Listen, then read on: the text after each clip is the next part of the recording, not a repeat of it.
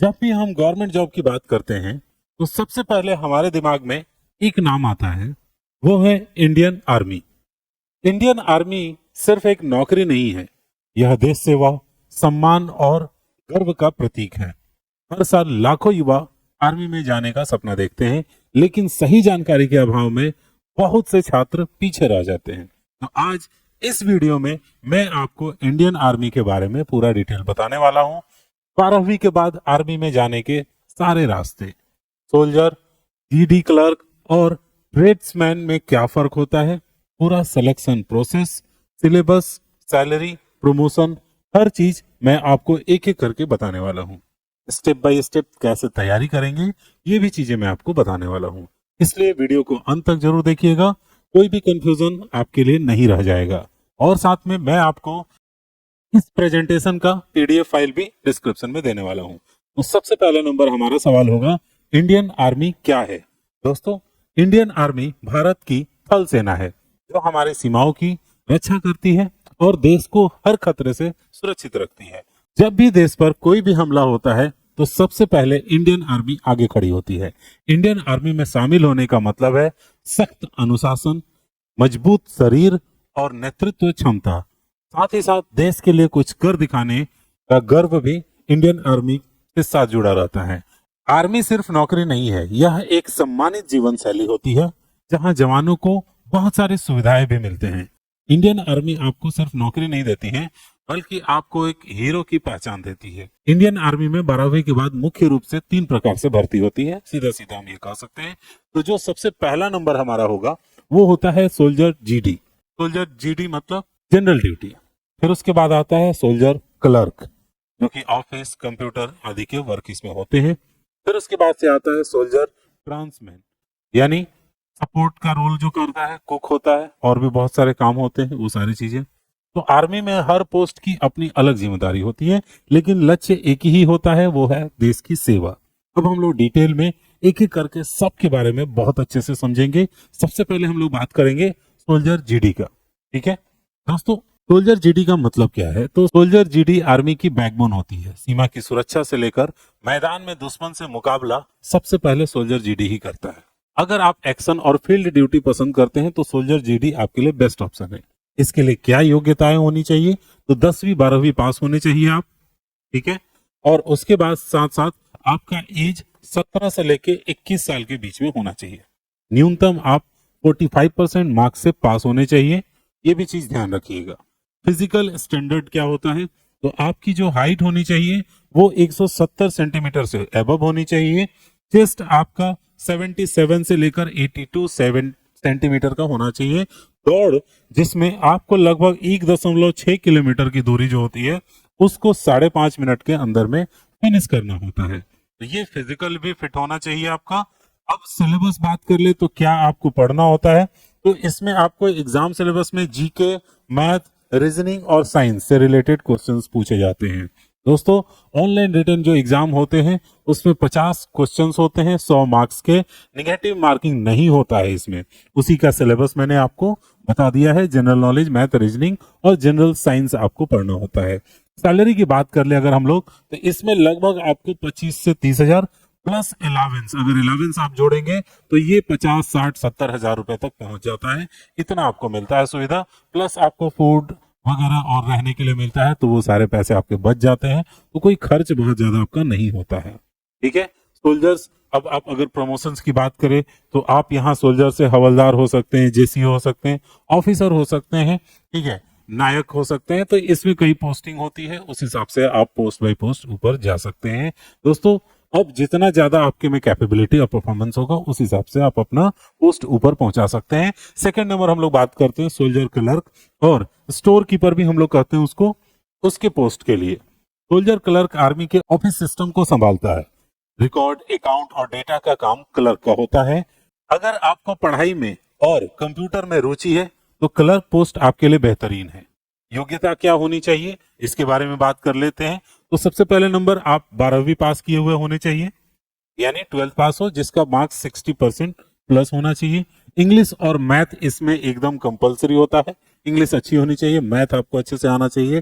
Typing test भी लिया जाता है, आपको टाइपिंग आना चाहिए। इंग्लिश 30 वर्ड और हिंदी कम से कम 25 वर्ड पर मिनट। दोस्तों सिलेबस की बात कर ले तो क्या क्या इसमें आपको पढ़ने को रहेगा, तो इसमें इंग्लिश, मैथ, अकाउंट्स और कंप्यूटर, इससे रिलेटेड आपसे क्वेश्चन पूछे जाते हैं। और सैलरी क्या मिल सकती है इसमें, तो सबसे पहला नंबर आपका होगा 28,000 से लेकर 35,000 प्लस आपके अलावेंसेस होते हैं, जो कि आपको बहुत सारे भत्ते मिलते हैं, जो सैलरी आपकी काफी, ये समझ लीजिए शुरुआती बेसिक्स में बता रहा हूँ, और बहुत ज्यादा इसमें एक्स्ट्रा होते हैं। ठीक है, अब इसमें प्रमोशंस क्या होंगे, तो आप क्लर्क बनेंगे, आप उससे आगे जाते हैं तो हवलदार बन सकते हैं, हवलदार, क्लर्क, फिर जेसीओ आप बन सकते हैं, बड़े ऑफिसर्स की पोस्ट पे जा सकते हैं। इसके बाद से हम लोग बात करते हैं नेक्स्ट तीसरा नंबर, जो कि होता है सोल्जर्स ट्रेड्समैन। ठीक है, जो बहुत सारे अन्य काम होते हैं उसका काम को भी करने वाला कोई होना चाहिए। ठीक है, तो इसमें आप जा सकते हैं, जैसे ट्रेड्समैन आर्मी में सपोर्ट रोल निभाता है, जैसे कुक करना है या वॉशरमैन या फिर बार्बर, बहुत सारे काम है, हर काम के लिए एक आदमी चाहिए। अब जो आर्मी का पर्सन है वो कहीं और तो नहीं जाएगा किसी सुविधा के लिए, तो उसको वहीं पर सारी चीजें मुहैया करानी है, तो उसमें से किसी पोस्ट के लिए आप जा सकते हैं। कम पढ़ाई अगर आप किए हुए हैं तो उसके लिए ये आपके लिए सुनहरा अवसर हो सकता है। इसमें बहुत ज्यादा नहीं, 12वीं पास नहीं बल्कि 8वीं 10वीं पास होना चाहिए होता है। दूसरी चीज, इसमें भी एज लिमिट वही है, 17.5 साल से लेकर के 21 साल के बीच में आपको एंट्री मिलेगी। सैलरी आपको 22,000 से लेकर 28,000 प्लस जो भी अलावेंसेज होंगे वो आपको मिलेंगे। ठीक है, सिलेक्शन का प्रोसेस क्या होता है उसके ऊपर अब हम लोग बात करेंगे। अगर आप कम पढ़ाई किए हुए हैं तो ये वाला पोस्ट आपके लिए है। अब मैंने बता दिया टोटल 3 तरह की भर्ती होती है। अब हम लोग एक एक करके सारी भर्तियां कैसे होती हैं उसके बारे में समझते हैं। दोस्तों इंडियन आर्मी में भर्ती 3 चरणों में होती है। हर चरण में आपकी ताकत, दिमाग और डिसिप्लिन की परीक्षा ली जाती है। चलिए एक एक करके सारी चीजें डिटेल में हम लोग समझते हैं कि कैसे होती है। सबसे पहला जो प्रोसेस होगा वो होगा ऑनलाइन रिटन एग्जाम का। ठीक है, जिसमें आपसे लिखित परीक्षा ली जाएगी, और ये ऑनलाइन रिटन परीक्षा में क्या क्या पूछा जाता है वो भी मैं आपको बता देता हूँ। General knowledge, mathematics, general science, logical reasoning. यह एग्जाम आपकी सोचने की शक्ति और पढ़ाई की तैयारी को जांचता है। अगर आप इस एग्जाम को पास कर लेते हैं तो आप अगले स्टेज के लिए क्वालिफाई कर जाते हैं, जो कि होता है physical fitness test. Second number में आपको आता है फिजिकल फिटनेस टेस्ट, जिसमें रन, पुल और बहुत सारी चीजें टेस्ट की जाती हैं। इसमें मेन क्या होता है, तो आपकी ताकत देखी जाती है, दौड़ कितना सकते हैं, सहन शक्ति को देखा जाता है। आपसे 1600 मीटर की दौड़ कराई जाती है, कितना लंबा कूद सकते हैं, कितनी ऊंची कूद आप कर सकते हैं, मतलब आपके कूद में हाइट देखा जाता है और लंबाई, दोनों चीजें चेक की जाती है। यह स्टेज यह साबित करता है कि आप आर्मी की कठिन जिंदगी के लिए फिट है या नहीं। जब आप ये पास कर जाते हैं दोस्तों, तो फिर इसके बाद से आता है मेडिकल एग्जामिनेशन, जिसमें आपका पूरा हेल्थ चेकअप होता है, जो कैंडिडेट के फिजिकल टेस्ट पास करने के बाद होता है। आपका मेडिकल चेकअप जो होता है, इसमें देखा जाता है कि आपकी आंखों की रोशनी, सीना और फेफड़े, हड्डियां, मांसपेशियां, ये सारी चीजें ठीक है कि नहीं, कोई गंभीर बीमारी तो नहीं है। यह स्टेज यह सुनिश्चित करता है कि आप पूरी तरह स्वस्थ हैं और आर्मी की सेवा कर सकते हैं। आर्मी में सिलेक्शन सिर्फ दिमाग से नहीं होता है, शरीर और डिसिप्लिन से होता है। दोस्तों अब हम लोग बात करेंगे नेक्स्ट प्रोसेस, ट्रेनिंग पीरियड के बारे में। उम्मीद है आप टोटल समझ गए होंगे कि किस तरह से आपका सिलेक्शन होने वाला है। अब हम लोग आगे बढ़ते हैं और ट्रेनिंग पीरियड के बारे में बात करते हैं। इंडियन आर्मी में सिलेक्शन होने के बाद जवानों को सीधा बॉर्डर पे नहीं भेज दिया जाता है, बल्कि उन्हें कठोर और प्रोफेशनल ट्रेनिंग दी जाती है। ट्रेनिंग का जो ड्यूरेशन होता है वो आपको 6 महीने का होता है। ठीक है, फ्री हॉस्टल, फूड, सारी चीजें मिलेंगी। 6 महीने से 1 साल तक की ट्रेनिंग होगी। इस दौरान जवानों को सारी सुविधाएं मिलेंगी जो उनको चाहिए, यूनिफॉर्म से हो गया, मेडिकल सुविधाएं से लेकर, ठीक है, रहने खाने का तो मिलेगा ही मिलेगा। अब ट्रेनिंग में क्या सिखाया जाता है, तो सबसे पहली चीज जो आर्मी की होती है वो होती है डिसिप्लिन। वो सबसे ज्यादा जरूरी चीज होता है। फिर फिजिकल फिटनेस, हथियार चलाना, सारे हथियार कैसे चलाते हैं, दुश्मन से लड़ने की तकनीक सिखाई जाती है, और सबसे ज्यादा जरूरी चीज टीम वर्क, एक साथ मिलकर काम कैसे करते हैं। यह ट्रेनिंग जवानों को दी जाती है, जो उसे एक आम इंसान से एक सच्चा सैनिक बना देता है। ट्रेनिंग पूरी होने के बाद हर जवान को परमानेंट पोस्टिंग दी जाती है और वह देश की सेवा के लिए पूरी तरह से तैयार हो जाता है। तो आपको मैंने टोटल डिटेल बता दिया कि किस तरह से ट्रेनिंग चलती है, ट्रेनिंग के पीरियड में क्या क्या होते हैं। फिर उसके बाद से अब हम लोग बात करेंगे सैलरी और अलावेंसेस क्या क्या मिलेंगे। तो इंडियन आर्मी में जवानों को सिर्फ सम्मान नहीं, अच्छी खासी सैलरी भी मिलती है। मैंने तीनों पोस्ट में लगभग आपको बता दिया है। तो सबसे पहले जो चीज होती है वो होती है बेसिक सैलरी, जिसमें आपकी मूल सैलरी मिलती है।